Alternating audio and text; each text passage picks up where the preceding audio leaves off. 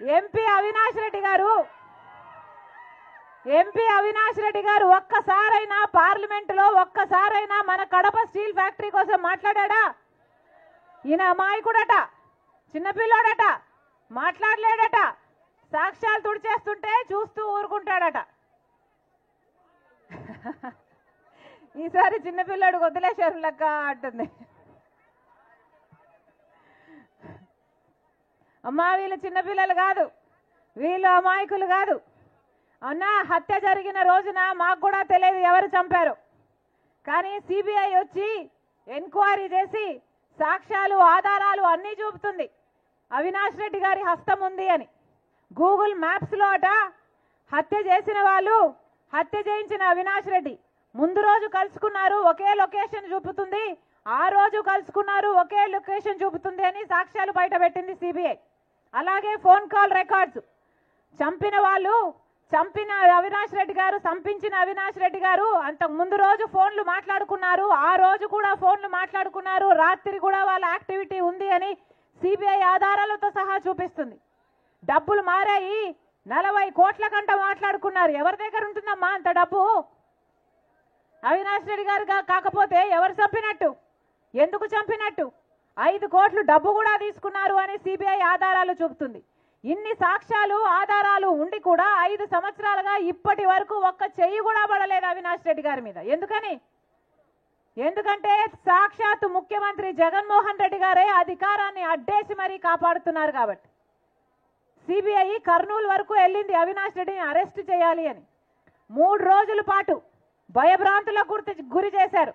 పోలీసుల్ని, మూకల్ని అందరినీ పెట్టి అవినాష్ని 3 రోజుల పాటు లా అండ్ ఆర్డర్ ప్రాబ్లం సృష్టించి సిబిఐని ఉట్టి చేతులు పంపించేశారు. మరి అధికారం ఇచ్చింది దేనికమ్మా? ఇలాంటి హంతకులను కాపాడడానికా? దేనికిచ్చారు అధికారం? ఈ రోజుటి వరకు జగన్మోహన్ రెడ్డి గారు సమాధానం చెప్పలేదు. గొడ్డలి వేట్లతో 7 సార్లు నరుకుతే వివేకానంద రెడ్డి గారి ఎముకలు బయటకు వచ్చాయి, ఆయన మెదడు బయటకు వచ్చిందట, ఇల్లంతా రక్తం అయిపోయిందట. అయినా కానీ ఆ రోజు సాక్షి టీవీలో మాత్రం హార్ట్ అటాక్ అని చెప్పారు. హార్ట్ అటాక్ నడిపేది ఎవరమ్మా? జగన్మోహన్ రెడ్డి గారి భార్య.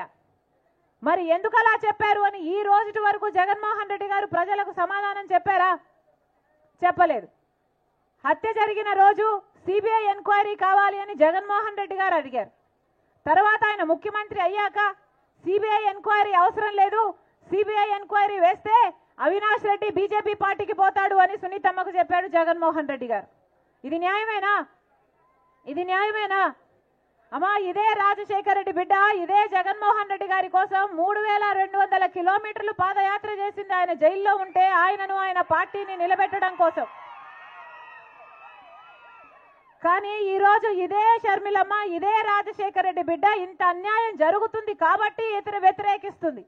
నేను రాజశేఖర రెడ్డి బిడ్డను, పులి కడుపున పులే పుడుతుంది, దేనికి భయపడేది కాదు రాజశేఖర రెడ్డి బిడ్డ. అన్యాయం జరుగుతుంటే సహిస్తూ చూస్తున్నది కూడా కాదు రాజశేఖర రెడ్డి బిడ్డ. ఆ రోజు అవసరం కాబట్టి పాదయాత్ర చేశాము, ఈ రోజు అన్యాయాన్ని అడ్డుకోవడం అవసరం కాబట్టి ఎదురు నిలబడింది రాజశేఖర రెడ్డి బిడ్డ. నేను చేసింది తప్ప? వివేకానంద రెడ్డి గారు ఎవరమ్మా? సొంత తమ్ముడు, రాజశేఖర రెడ్డి గారి సొంత తమ్ముడు.